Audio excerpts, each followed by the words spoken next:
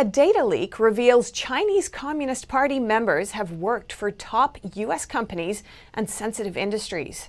Experts are raising concerns. NTD's Juliette Song has the details. A major data leak reveals Chinese Communist Party members have worked in sensitive industries around the world, from America's top defense firm to the British consulate. A person that reviewed the data before it went public said it demonstrates the Chinese regime has extended its reach globally. It tells us that members of the Chinese Communist Party are working at our big companies.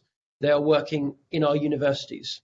And perhaps most concerningly of all, they're working for our governments, in our embassies, where they have access to information of potentially enormous national security ramifications. The database includes personal information from almost 2 million Chinese Communist Party members, most of them from Shanghai. It includes details like ID, birthday, and position in the Communist Party. The dataset came from 2016. It shows party members often work in sensitive industries. Take the U.S., for example. Pfizer, one of the world's largest pharmaceutical companies in the world, employed almost 70 of them. Pfizer rolled out America's first CCP virus vaccine this week. Another example is Qualcomm, the American semiconductor or microchip giant. Qualcomm employed over 200 CCP members in its staff. And top U.S. defense contractor Boeing had almost 300 CCP members working for it across China in 2016.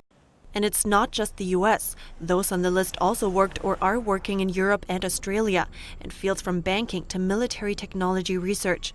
A Chinese dissident leaked the dataset to IPAC, a coalition of lawmakers.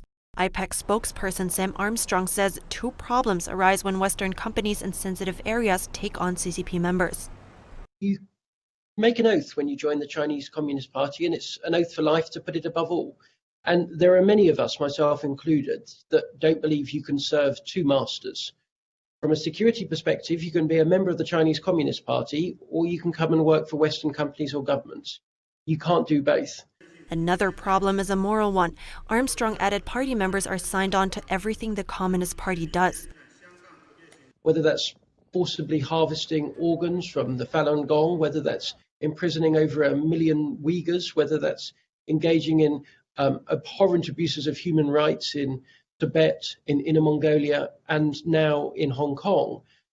Those are your beliefs. You have signed up to them.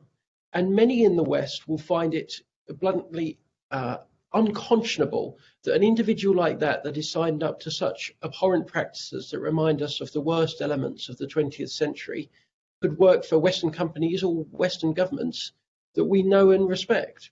He said what's concerning is that companies know the risk that comes with employing CCP members. In China, companies with more than 3 party members are required to set up party cells or known groups of party members. 70% of foreign companies have also set up similar units as of 2017. It's not that companies are unaware, it's that companies are prepared to make these moral sacrifices in order to access capital and fund and profits in China. An expert told the Epoch Times about another concern. There is a list that can be manipulated by the party back home to call in favors and to call in obligation. He also outlines his main question. What does the Chinese Communist Party want with such a list? Why is it tracking these people and for what reason? So far, it's unclear if those on the list have spied for the Chinese Communist Party. But Professor Siracusa said the important question is, why are they on the list in the first place? Reporting by Juliette Song, NTD News.